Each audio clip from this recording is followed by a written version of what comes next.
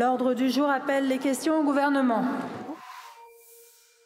Bonjour à tous et bienvenue sur LCP. Nous sommes au cœur de l'Assemblée nationale pour vous présenter ce nouveau numéro des grands débats.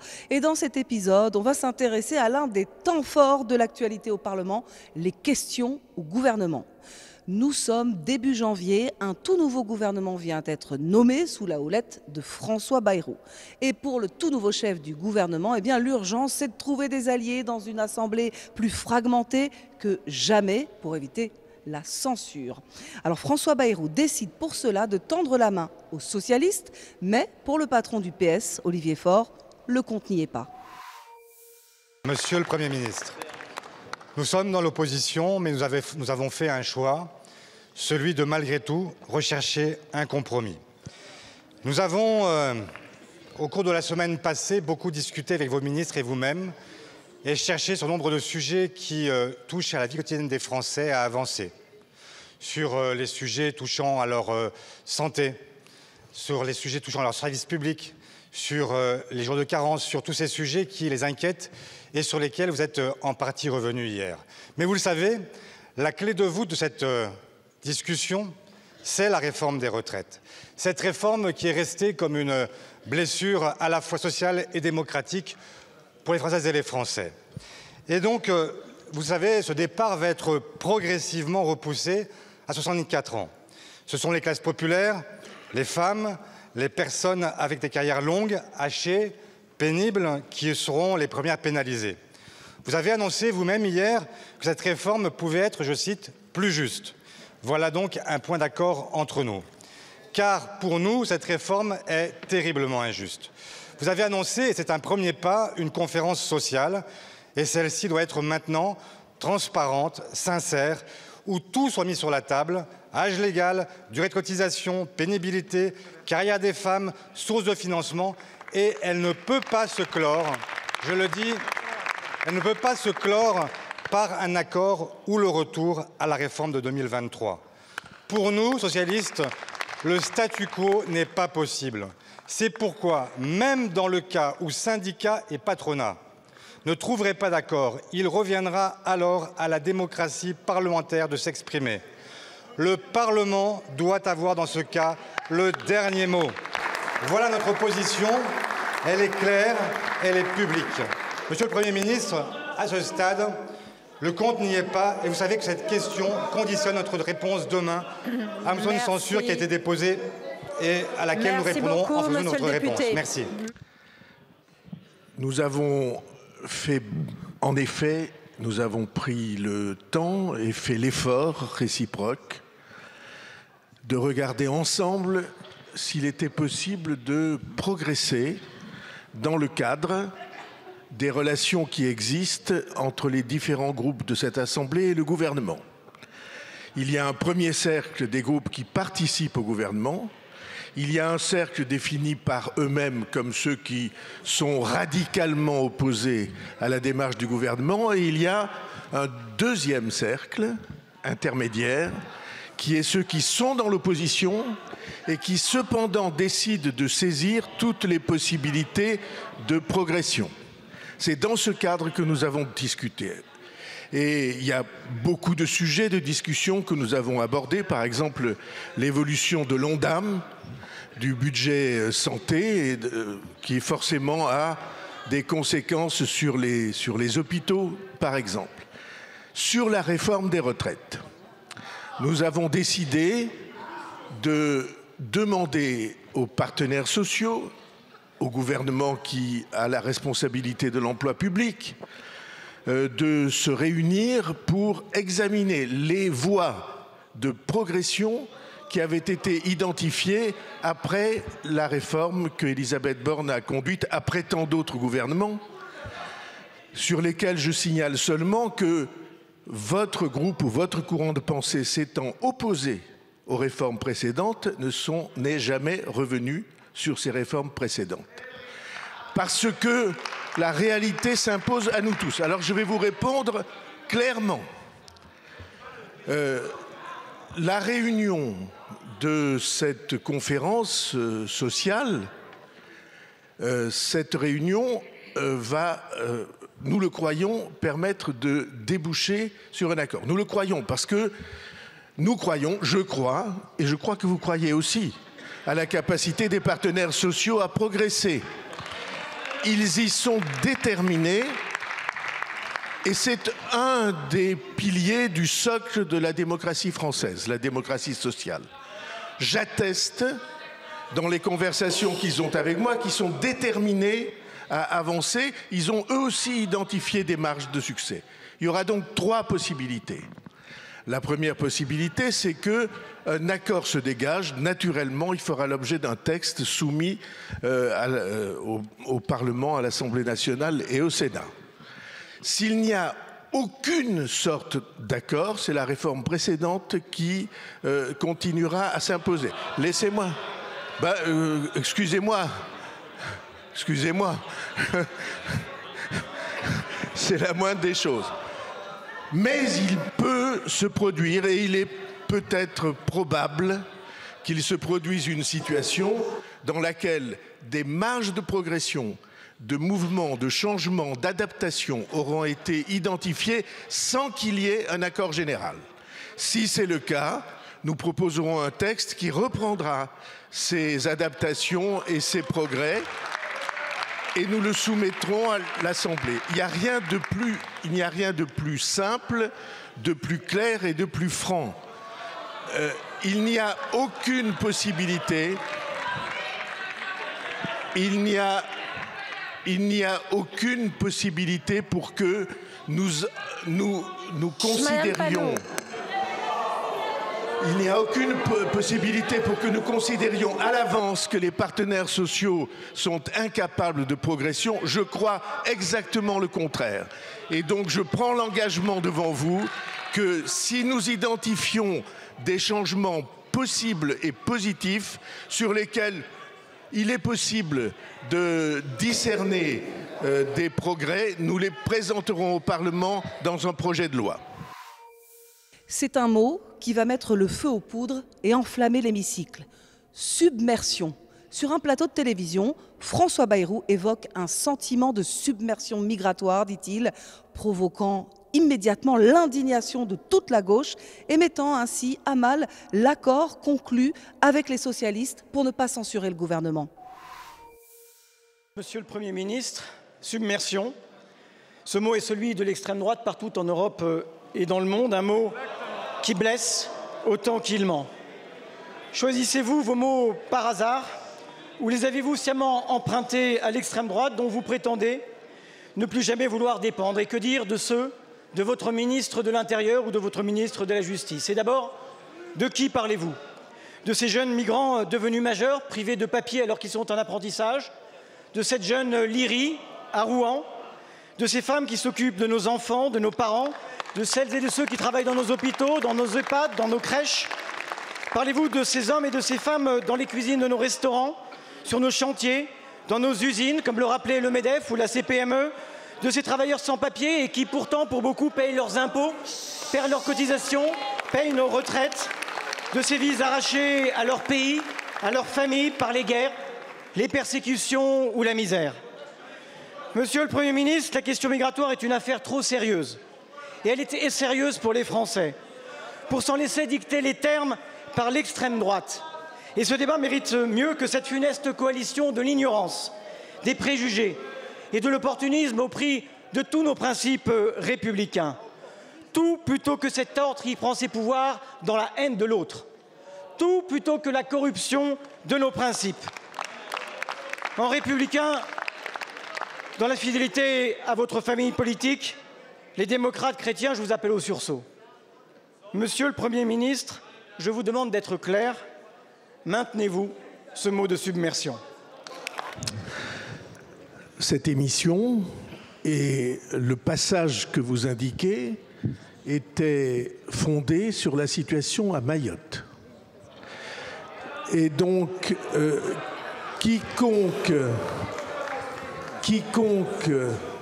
est allé à Mayotte, quiconque a parlé avec les habitants de Mayotte, quiconque s'est confronté à la situation à Mayotte, et ça n'est pas le seul endroit de France, mesure que le mot de submersion est celui qui est le plus adapté parce que tout un pays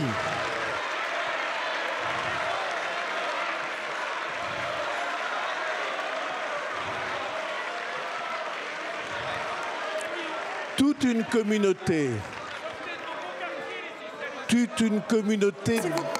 département français S'il vous plaît, s'il vous est plaît. confronté à des vagues d'immigration illégale telles qu'elles atteignent 25% de la population. Et c'est un désespoir,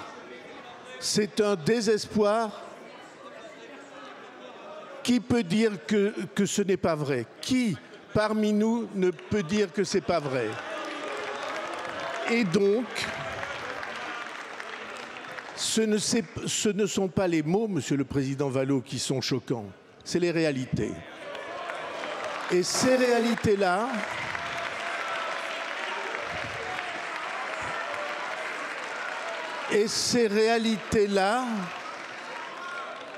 il est inutile d'utiliser des mots excessifs. Allez, s'il vous Cette plaît. réalité-là, c'est celle que ressentent nos compatriotes et notre responsabilité à nous, c'est de changer les choses. Je suis d'accord avec vous sur le fait que c'est la misère qui est la cause de l'immigration. C'est la guerre parfois, c'est le changement climatique qui est la cause de l'immigration. Mais l'immigration n'est pas la cause des problèmes de la France. Ce sont les problèmes de la France qui sont la cause de ce que l'immigration est désormais une impasse.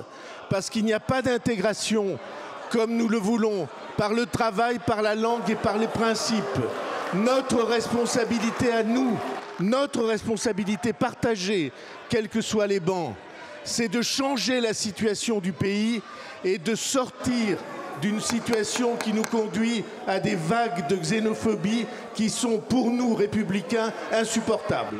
Je ne peux être, moi, que consterné, submergé par la consternation de votre réponse.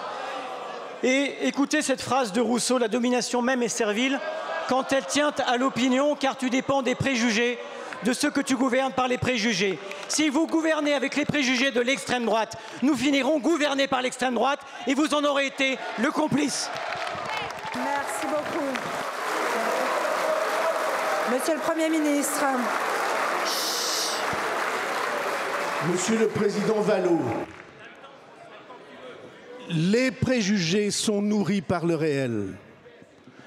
Et ceux qui... Inutile. Et ceux qui ici considèrent qu'on doit faire de ces sujets des sujets d'affrontement, à mon avis, trahissent notre mission. Je n'ai aucune connivence avec personne, ni avec ceux qui exagèrent les réalités, ni avec ceux qui nient les réalités.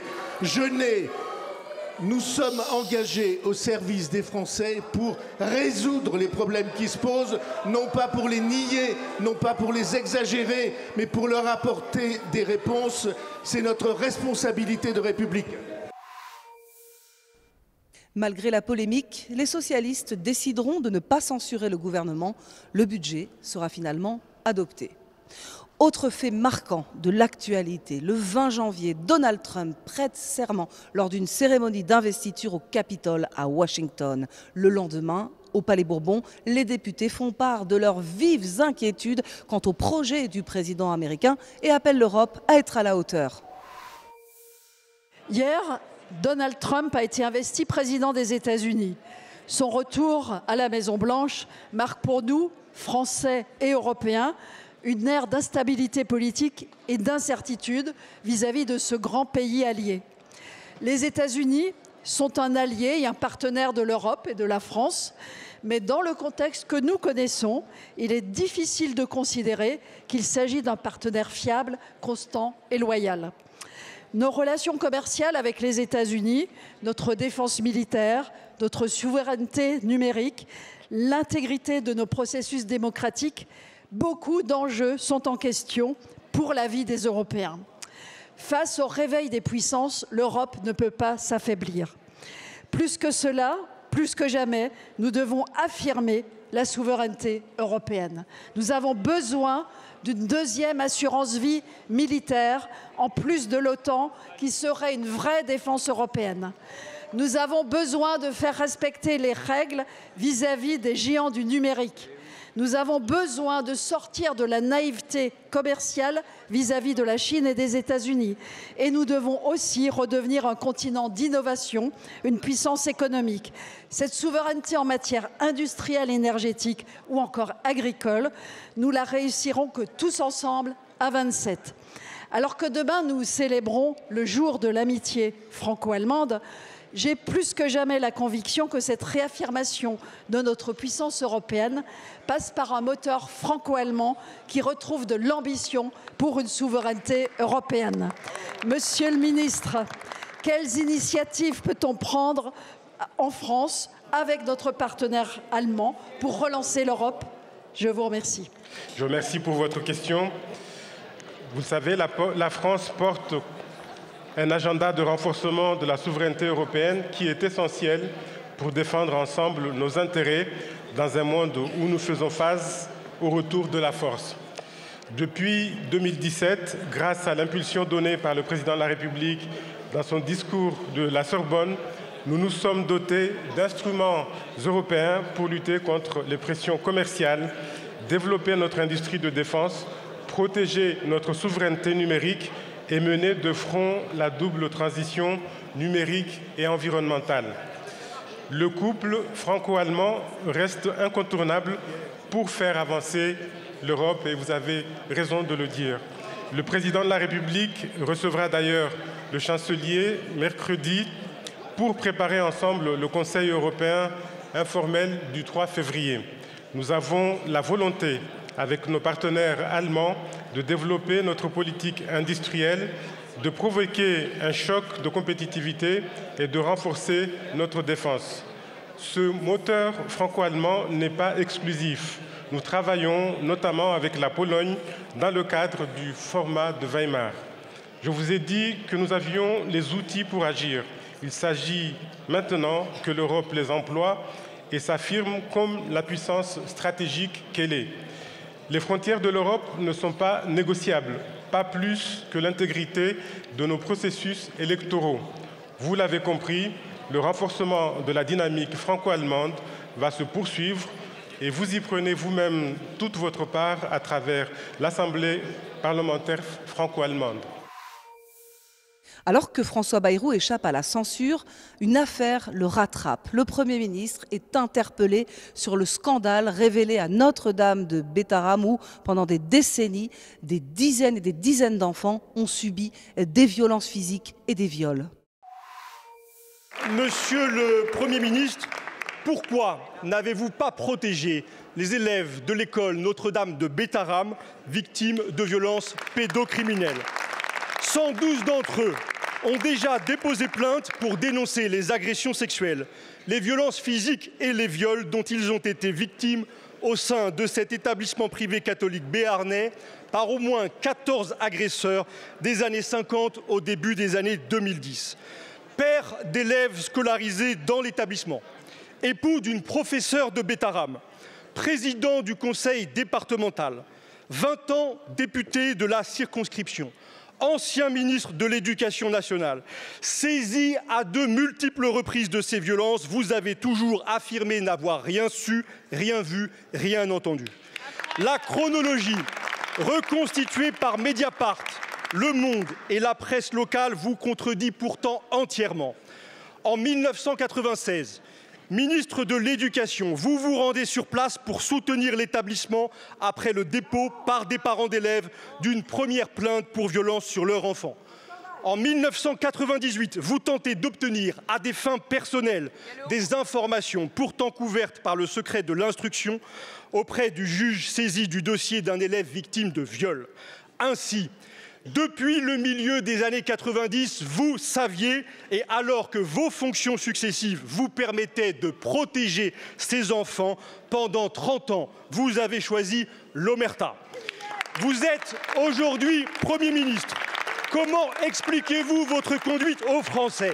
Avez-vous depuis reçu d'autres alertes? Voulez-vous l'impunité de cet établissement financé sur fonds publics? Les anciens élèves de Notre-Dame de Bétharram que vous avez jusqu'ici choisi d'ignorer, les millions de victimes d'abus sexuels et tous les parents d'élèves de France attendent votre réponse.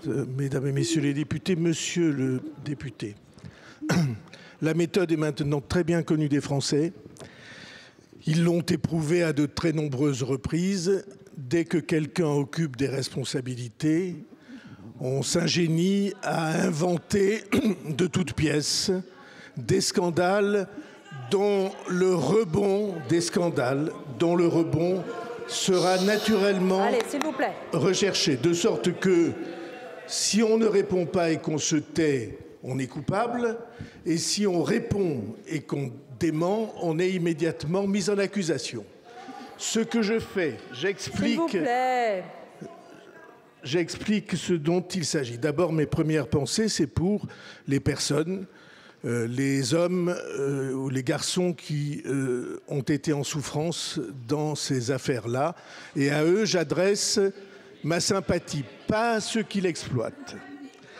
Ensuite, cette institution, collège et lycée privé, est en effet dans ma région et dans le village voisin de celui où je suis né.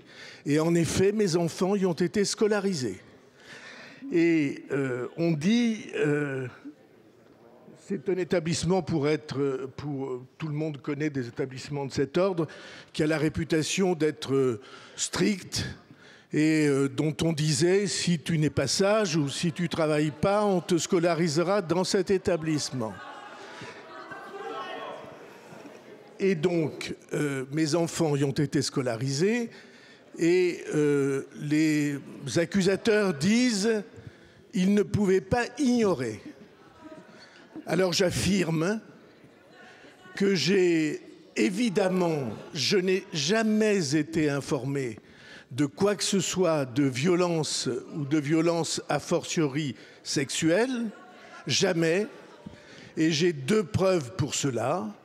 La première de ces preuves, c'est que lorsque la première plainte est déposée, j'ai quitté déjà le ministère de l'Éducation nationale depuis des mois, puisque c'est en décembre 97 et 98 et que j'ai quitté le ministère en mai 97. Et donc, de ce point de vue-là, c'est une preuve. Et puis, il y a une autre preuve, peut-être autour de laquelle nous pourrions nous faire crédit. Est-ce que vous croyez que nous aurions scolarisé nos enfants dans des établissements dont il aurait été soupçonné ou affirmé qu'il se passe des choses de cet ordre? Je peux vous assurer que tout est faux et qu'une plainte en diffamation sera évidemment portée. C'est le début de ce que l'on va appeler l'affaire Bétharram. Une commission d'enquête de l'Assemblée nationale est créée. La parole se libère, des centaines de témoignages affluent et de nombreux établissements partout en France sont pointés du doigt. Le rapport de la commission d'enquête est rendu public le 2 juillet. Il formule 50 préconisations pour prévenir les violences systémiques en milieu scolaire. Dans la nuit du 3 au 4 mars, Jean-Louis Debré s'éteint. La représentation nationale rend hommage à cette figure de la Ve République qui a présidé l'Assemblée nationale de 2002 à 2007. Mon engagement politique fut au service de la République. La République qui est dans le sang de mes ancêtres. La République qui est notre ambition, notre idéal, notre bien commun. Une aspiration profonde à la liberté. Il faut l'aimer. Chers collègues, la Ve République a perdu ce matin l'un de ses plus grands défenseurs et serviteurs.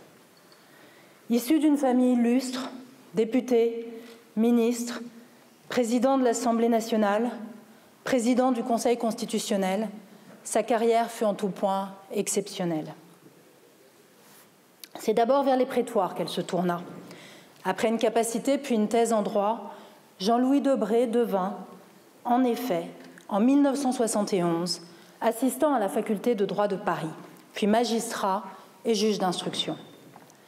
Chargé des affaires de grand banditisme, il tirera de ces années une source d'inspiration inépuisable pour les polars qu'il écrirait ensuite.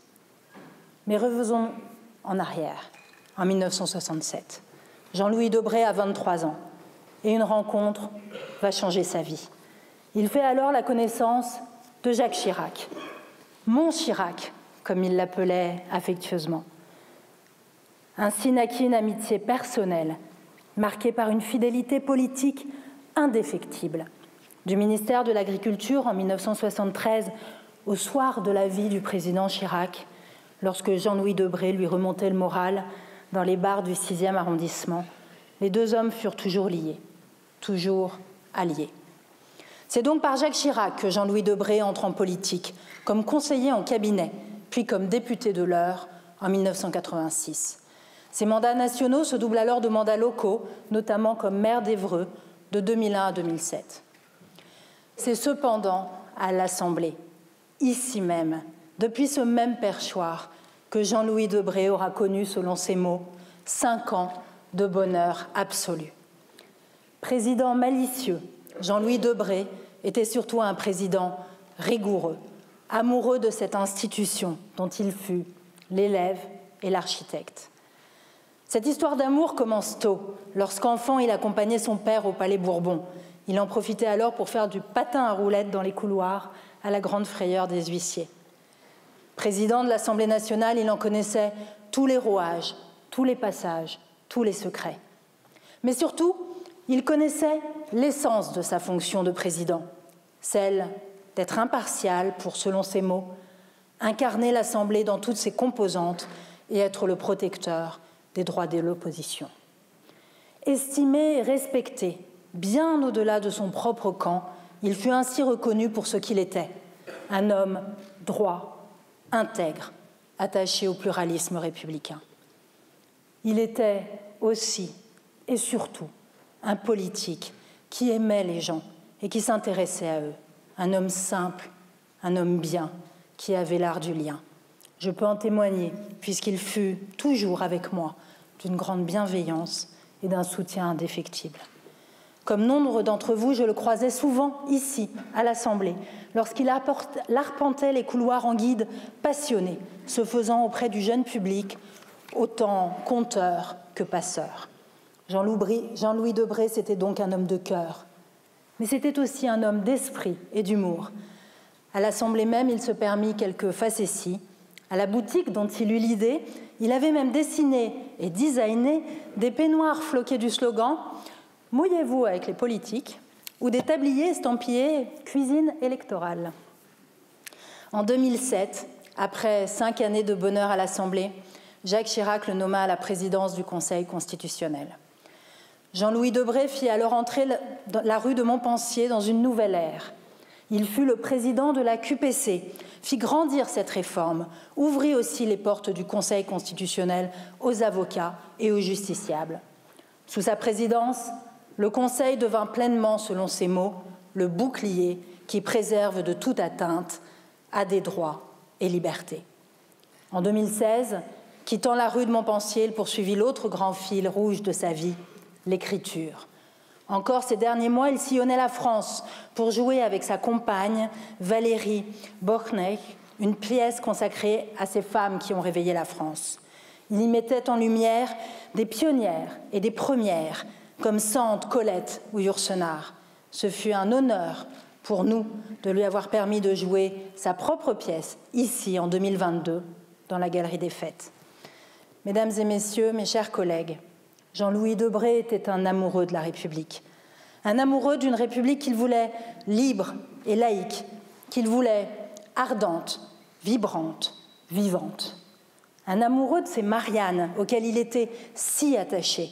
C'est même lui qui créa à l'Assemblée notre salle des Mariannes et qui fit placer dans une niche du Salon de la Croix le buste de Marianne à la place du trône de Louis-Philippe. Sur Marianne, sur la République, le président Jean-Louis Debré citait souvent ce mot d'Ernest Renan. La République est le rêve d'un avenir partagé. Mais ces derniers temps, il ajoutait un avertissement inquiet. il faut faire en sorte que la République ne meure pas. Alors au nom de la représentation nationale, en votre nom à tous, au nom aussi du personnel de l'Assemblée nationale qui l'aimait tant, je voudrais saluer la mémoire du président Debré et j'adresse mes plus sincères condoléances à sa famille et à ses proches. Et je vous invite à respecter 1 minute de silence.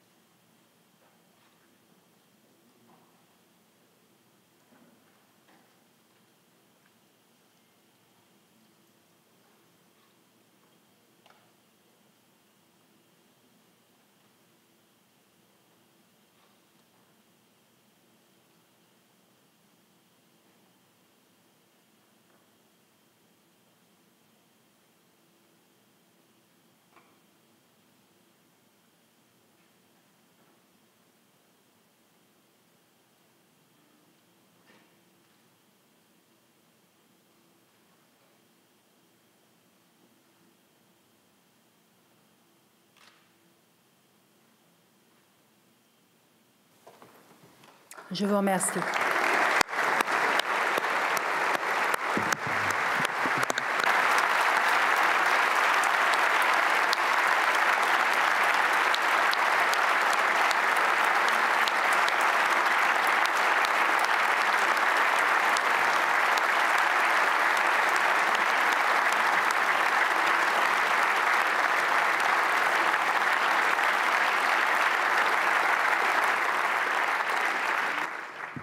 Monsieur le Premier ministre, vous avez la parole. Madame la Présidente, merci des mots que vous venez d'avoir devant la représentation nationale, des mots affectueux pour une personnalité à laquelle nous étions profondément attachés. Merci aussi d'avoir choisi cette si belle photo, si expressive, d'où Jean-Louis Debré nous regarde et pour beaucoup d'entre nous nous soutient. Le premier mot qui me vient à l'esprit, au nom du gouvernement, c'est le mot de reconnaissance pour la personnalité qu'il était et pour le parcours qui fut le sien. Et s'il faut trouver un adjectif pour illustrer le chemin de Jean-Louis Debré, cet adjectif sera d'abord l'adjectif républicain. Il était si profondément attaché aux principes de liberté, égalité, fraternité, laïcité, que toute sa carrière, toute sa vie a servi et honoré. C'était le mot républicain et c'était le mot fidélité. Dans tous ses engagements politiques et personnels, notamment, vous l'avez rappelé, auprès de Jacques Chirac, tout au long de sa vie, il a servi une certaine idée, et si je devais dire tout ce que je pense, une idée chevaleresque de ce qu'était l'engagement et la responsabilité politique, qu'il ne séparait pas de l'engagement personnel et affectif, une certaine idée de la République et une certaine idée de la vie dans laquelle on ne s'abaisse pas, et notamment on ne s'abaisse pas à trahir ceux qu'on aime et ceux avec qui on se bat. Et enfin, le troisième mot qui me vient, c'est l'amour de la France qu'il ne séparait pas de l'amour de la République. Il voyait dans le long chemin de ces institutions qu'il a servi, vous l'avez rappelé, non seulement à votre place, Madame la Présidente, à la tribune de cette Assemblée, mais à la présidence du Conseil constitutionnel. Il voyait dans le long chemin de ces institutions quelque chose comme une aventure nationale. Et cette aventure nationale, il l'a servie, elle aussi, toute sa vie. Enfin, et vous l'avez dit aussi, c'était un homme dont l'engagement ne se séparait jamais d'un certain humour, d'un éclair d'ironie qu'il avait dans les yeux. Moi qui ai siégé au Conseil des ministres à côté de lui pendant des années, j'ai une idée précise de l'esprit qu'il développait au service de ses collègues et contemporains et parfois en les écorchant quelque peu. Cette manière de voir le monde, qui était une manière dans laquelle on pouvait être fidèle en tout sans être dupe de rien, c'était une marque de la personnalité de Jean-Louis Debré.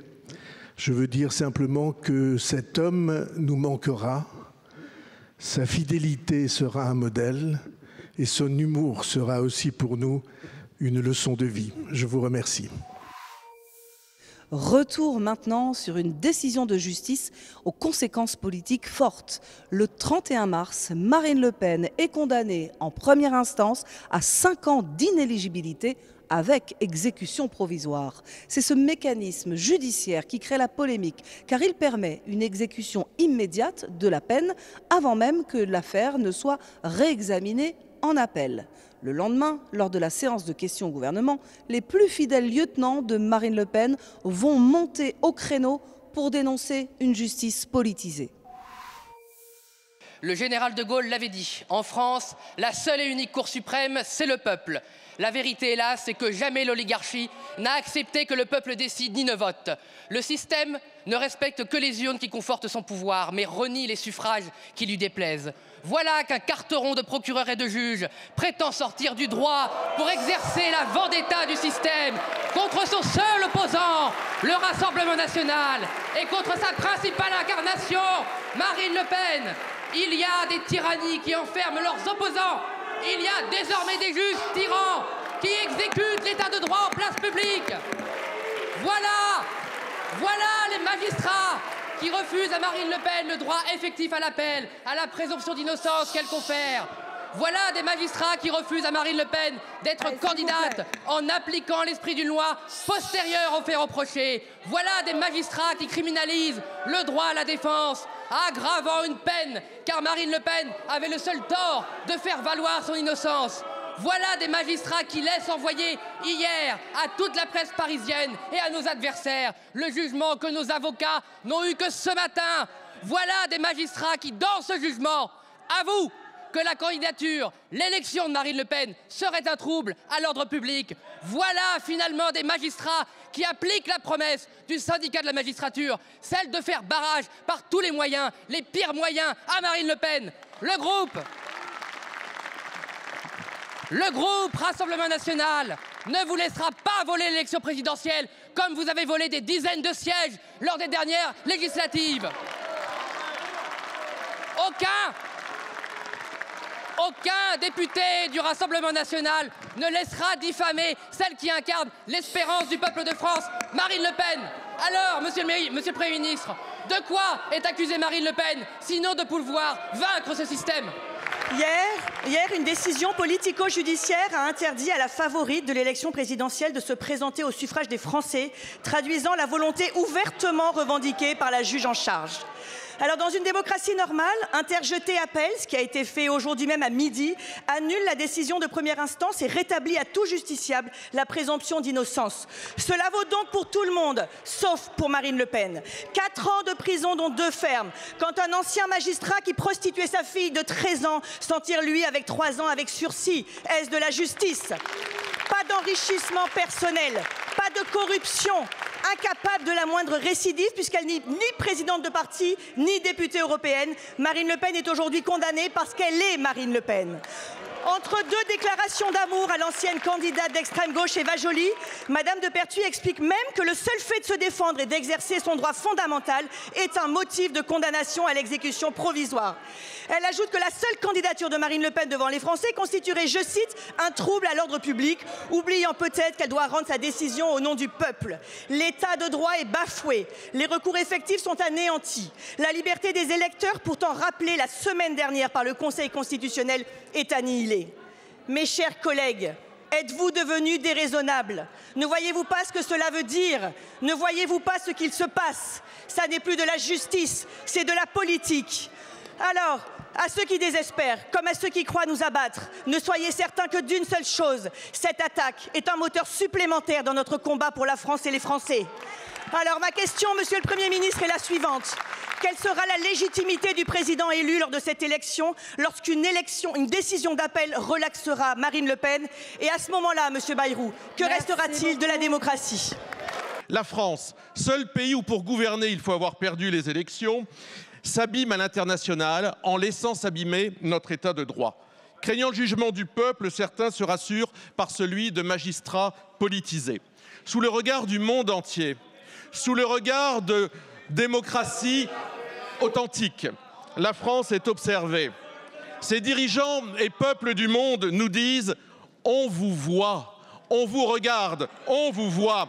Vous qui parlez à Tebboune, vous qui parlez à Tebboune, vous qui parlez à Al-Shara, vous acceptez ici le piétinement de notre état de droit. Vous qui aimez tant donner des leçons de morale au monde entier, demain, comment allez-vous défendre Navalny? Comment allez-vous défendre Imamoglu, l'opposant à Erdogan, quand ici, vous acceptez que le peuple ne puisse ni choisir, ni voter pour la candidate du peuple, Marine Le Pen?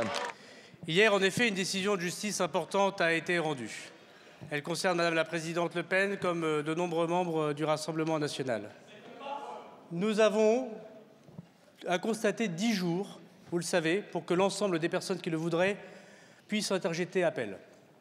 Cet appel est de droit et je veux rappeler ici, comme ministre de la Justice, que tout citoyen, que toute citoyenne doit pouvoir faire valoir son droit au recours, à être jugé par une cour d'appel. Et je souhaite personnellement que si Madame Le Pen interjette recours, ce délai de jugement nouveau à la Cour d'appel de Paris puisse être organisé dans un délai le plus raisonnable possible, avec l'esprit dans lequel Madame Le Pen va interjeter appel.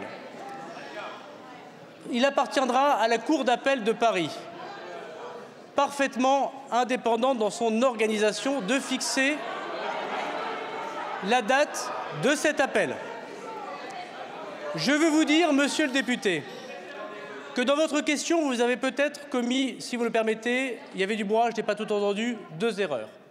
La première, c'est que nous n'avons volé aucun des sièges de députés ici et que le suffrage universel direct que vous réclamez nous a tous ici élus comme parlementaires égaux. Et les élections législatives se déroulent en 2 tours d'élection et aucun citoyen n'a été forcé de voter pour aucun député ici présent. La deuxième des choses, monsieur le député, c'est que vous avez sans doute oublié d'apporter votre soutien aux magistrats menacés depuis hier.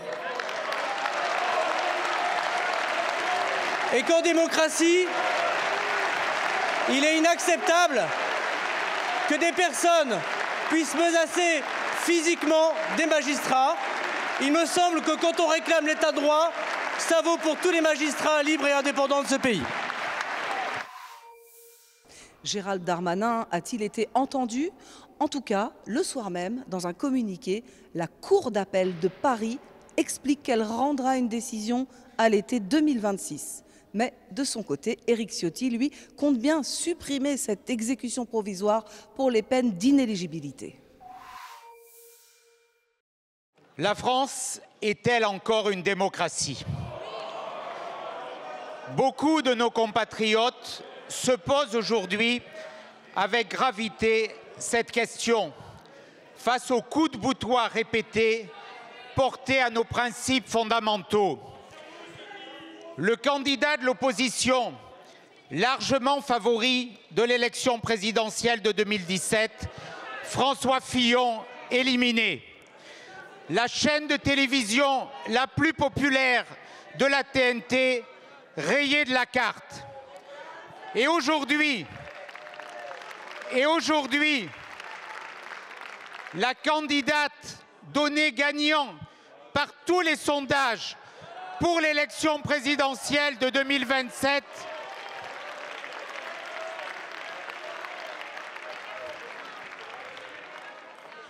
que certains veulent et tente d'empêcher de se présenter. Je veux aujourd'hui dire tout mon soutien à Marine Le Pen dans ces conditions. Ce qui se passe est d'une gravité extrême.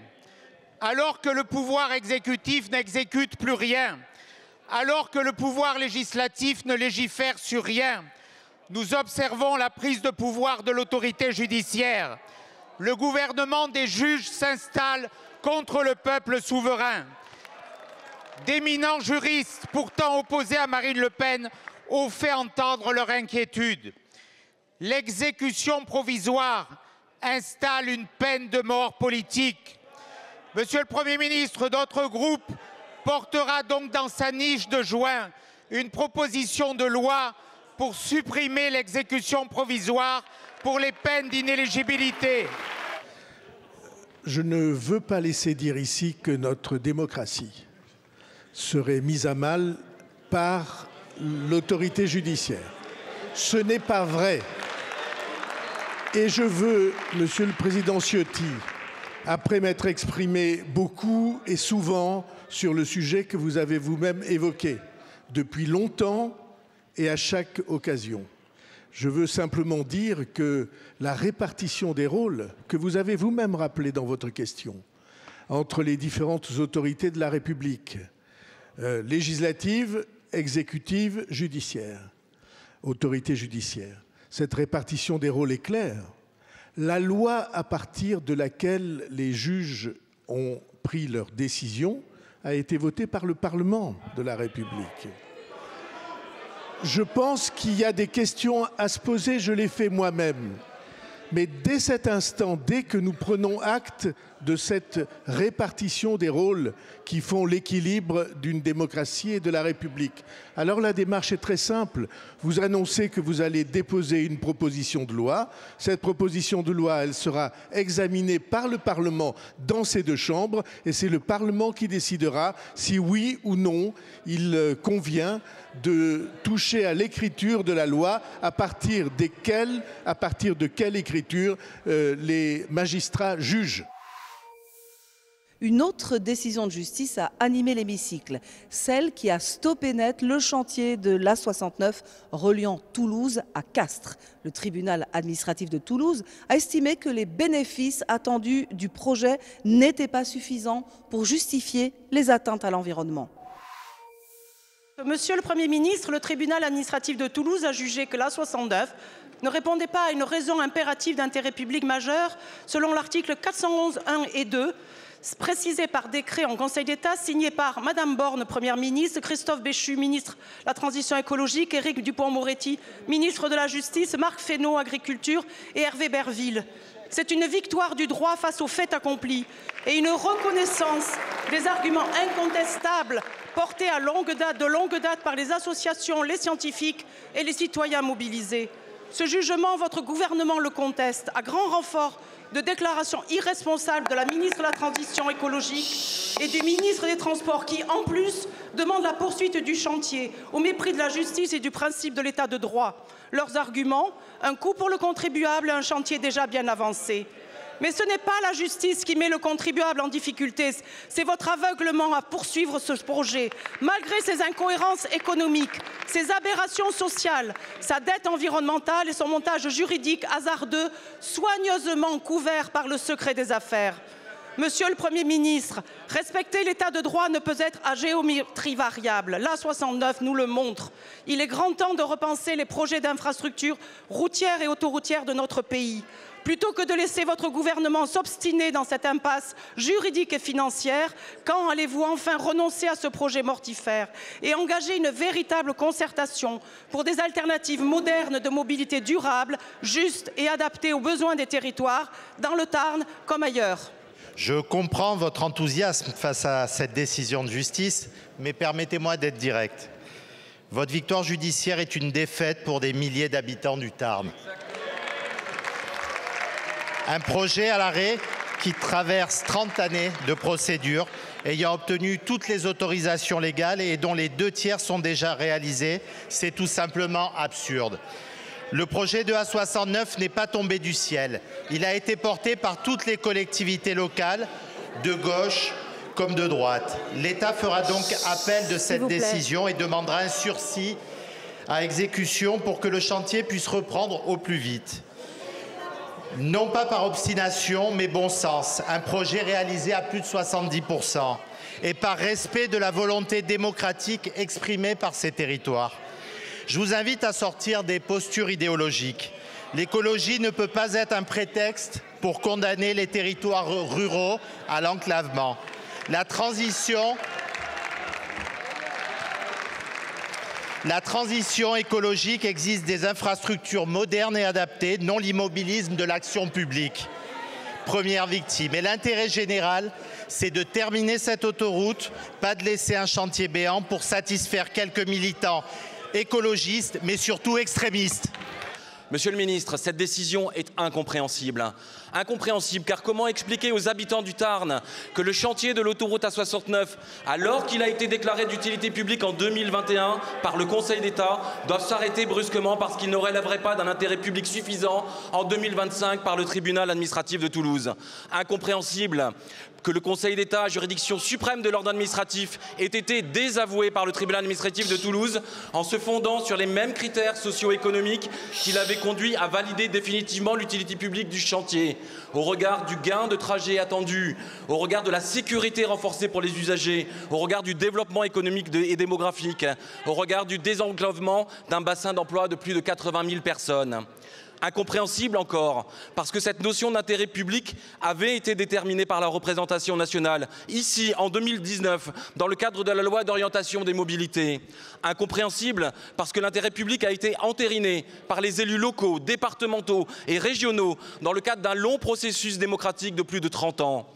Incompréhensible, enfin, au vu de l'état d'avancement du chantier réalisé à plus de 70%, avec 300 millions d'euros de travaux engagés et près de 1000 salariés du concessionnaire qui se retrouvent aujourd'hui sans emploi. Alors certains pourraient vous dire, monsieur le ministre, et je ne suis pas de cela, qu'il n'y a pas que des espèces protégées qui habitent ces territoires ruraux, mais aussi des personnes qui y vivent, y travaillent, y souhaitent pouvoir s'y déplacer en toute sécurité. Et c'est malheureusement le sentiment qui prédomine aujourd'hui dans le sud du Tarn et qui poussera ses habitants ce samedi 8 mars à Castres pour rappeler leur volonté de faire aboutir le chantier de l'autoroute A69.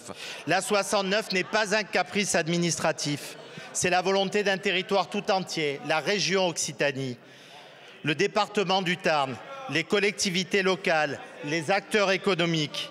Les réactions à la décision de jeudi en ont très clairement attesté, c'est un projet attendu depuis plus de 30 ans.